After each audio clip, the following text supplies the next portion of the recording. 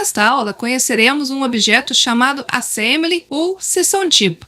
Este objeto é essencial na modelagem de corredores e, devido a isto, vamos conhecer as suas características, como ele é formado e quais as aplicações possíveis de uma assembly. Então, para começarmos, nós vamos utilizar o desenho 2.1, que você vai encontrar facilmente na coleção de desenhos do nosso curso. E aqui dentro vocês irão encontrar algumas seções que definem as características de alguma estrutura que você poderá vir a construir no Civil 3D.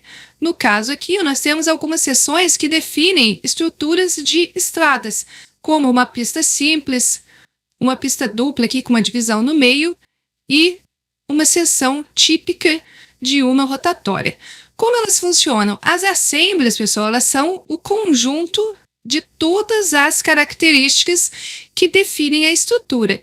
Então, quando você tem um desenho como esse aqui, um objeto como esse aqui, você está trabalhando com uma assembly. Os objetos que constituem cada pedacinho da nossa assembly, nós podemos ver eles separadamente, são o que nós chamamos de subassemblies.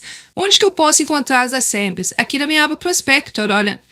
Então aqui eu tenho todas as assemblies que foram criadas e eu posso interagir com uma a uma que eu quiser utilizando a aba Prospector. Então, como uma assembly, ela na verdade é um conjunto de subassemblies, vamos dar uma olhadinha no que seria essa subassembly. Quando eu dou um zoom em qualquer assembly, eu vejo que ela é constituída por pequenos bloquinhos.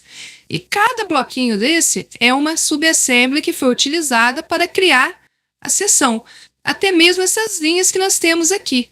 Então, o que o pessoal às vezes confunde, acha que a subassembly ela é apenas criada através de bloquinhos, mas na verdade nós temos algumas linhas que definem muito bem o trabalho que você tem que fazer no seu corredor. O que nós podemos ver aqui? Cada subassembly ela tem um nome. Então, se eu venho aqui na aba Prospector e venho aqui no Divided Highway, que é essa assembly aqui, eu posso visualizar uma a uma aqui na minha aba Prospector. Então, eu posso clicar com o botão direito nessa shoulder aqui, por exemplo, e pedir para selecionar. Então, o que acontece? Ela é esse objeto, esse pedacinho que constitui a assembly aqui. Então, o que é importante saber? Você vai criar suas assemblies, mas você tem que ter ciente que ela nada mais é do que um conjunto de subassemblies que serão objetos que vão interagir um a um para criar o nosso corredor. As características que definem uma subassembly são chamadas de propriedades. Então, se eu clico numa subassembly, eu sou levado aonde? Até a minha aba contextual da subassembly. Se eu clico com o botão direito nela, eu tenho a opção aqui, Subassembly Properties. Se eu clico nessas propriedades, eu tenho aqui como mudar o nome, mas o ideal é não mudar. E eu posso vir nos parâmetros que definem ela. Olha só que legal. O lado que ela fica, no caso aqui do lado esquerdo, a largura, a declividade, a profundidade da pavimentação e outros parâmetros que nós vamos trabalhar aqui. Então, essas propriedades elas podem ser alteradas e devem ser alteradas no seu projeto para que você possa trabalhar com as características exatas do corredor que você quer criar. Além disso, eu posso encontrar aqui alguns códigos que tem a ver com as características também das subassemblies, mas que a gente às vezes também acaba não trabalhando. O mais importante aqui são os parâmetros que você poderá modificar.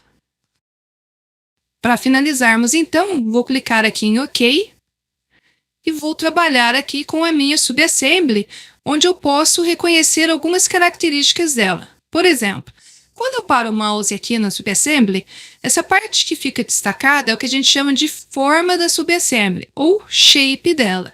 Essa fórmula varia de assembly para assembly e de subassembly para subassembly.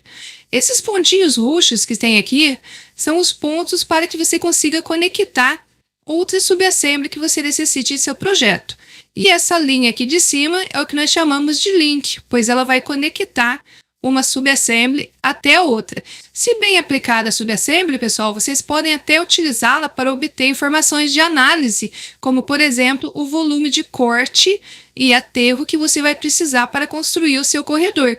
Então, quando bem aplicada, você consegue obter vários outros tipos de análise, além da construção do corredor que você precisa. Nesta aula, nós conhecemos este importante objeto na modelagem de corredores chamada assembly ou seção tipo. vimos que ela nada mais é do que um conjunto de subassemblies que dão as características do nosso projeto, que nós vamos poder utilizar para projetar as nossas estruturas, e que cada subassembly possui uma propriedade que resume as características dessa subassembly, como largura, profundidade, e que você vai editar isso de acordo com as necessidades do seu projeto.